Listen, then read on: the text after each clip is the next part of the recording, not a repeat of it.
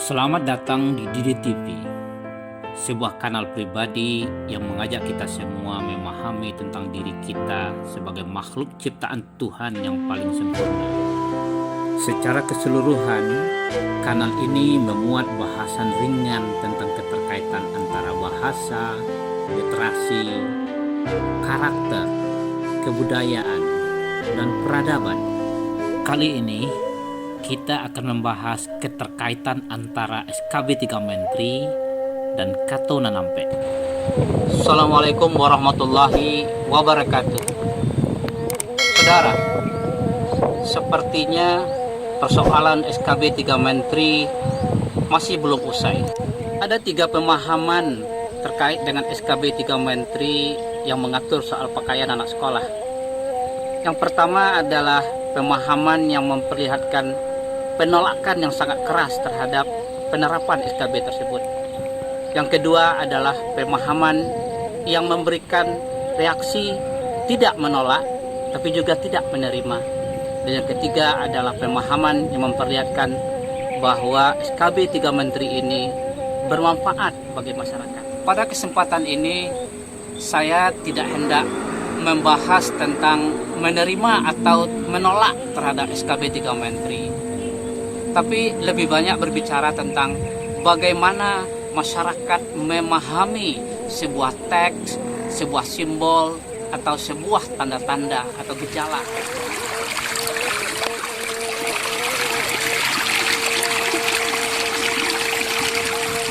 Seperti yang sudah kita singgung pada edisi sebelumnya di DTV, bahwa pemahaman manusia terhadap tanda-tanda, simbol, atau gejala sangat ditentukan oleh apa yang pernah ada di dalam otak manusia tersebut. Bagi orang Minangkabau, yang menjadi rujukan pembentukan makna adalah kato. Seperti dalam kajian bahasa atau linguistik, kata adalah unit bahasa terkecil yang mengandung makna. Di Minangkabau dikenal dengan Kato Nanampe, Kato Pusako, Kato Mufakat, Kato Dahulu, Kato Kemudian. Kato Pusako adalah hukum ketentuan yang telah ditetapkan oleh Tuhan yang tidak bisa diukur, tidak bisa diungkai. Dia sifatnya mutlak. Kato Mufakat adalah hasil dari kesepakatan para cendekiawan, nenek mama, dan alim ulama yang kita sebut dengan Tigo Tungku Sejarangan.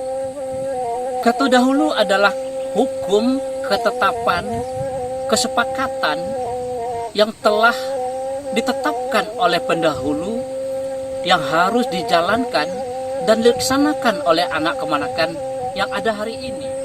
Kato Kemudian adalah kato yang dicari, bukan kato yang bacari-cari.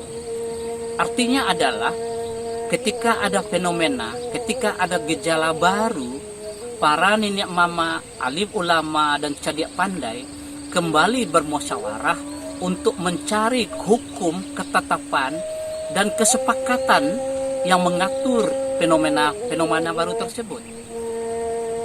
3 kato, kato mufakat, kato dahulu, dan kato kemudian tidak boleh konflik dengan kato pusako. Artinya adalah bahwa semua yang disepakati oleh nenek mama, alim ulama, dan cadik pandai menjadi kato mufakat tidak boleh bertentangan dengan kato pusako yang telah ditetapkan oleh Tuhan Yang Maha Kuasa. Demikian juga halnya dengan kato dahulu, kato kemudian, semuanya harus selaras dengan apa yang telah ditetapkan oleh kato pusako. Bagi umat Islam, tentunya bagi Minangkabau juga, menutupi aurat bagi perempuan adalah kato pusako, bukan kearifan lokal, bukan juga adat istiadat. Oleh karena itu tidak ada pilihan sami'na wa ata'na, sami'na wa ata'na. Di dalam sistem kosakata orang Minangkabau dan Islam, menutupi aurat adalah wajib. Sementara di dalam SKB 3 Menteri, soal berpakaian bagi anak sekolah adalah pilihan. Siswa, guru, dan tenaga kependidikan diberikan keleluasan, diberikan hak untuk bebas memilih. Disinilah tak komplikasinya. Sehingga wajar reaksi dari masyarakat Minangkabau luar biasa kerasnya. Berbeda dengan masyarakat lain di bagian lain wilayah Indonesia yang Islam barangkali minoritas, kehadiran SKB 3 Menteri memang memberikan kemaslahatan bagi mereka. Karena SKB 3 Menteri ini memberi jaminan perlindungan bagi mereka untuk menjalankan kewajiban mereka menutupi aurat tanpa ada tekanan dari sekolah, guru, pemerintah daerah. Bahasan lebih rinci tentang bagaimana masyarakat Minangkabau memberikan makna terhadap fenomena alam, gejala, tanda, teks, simbol dengan menggunakan rujukan Kato Nanampe akan kita bahas pada edisi berikutnya.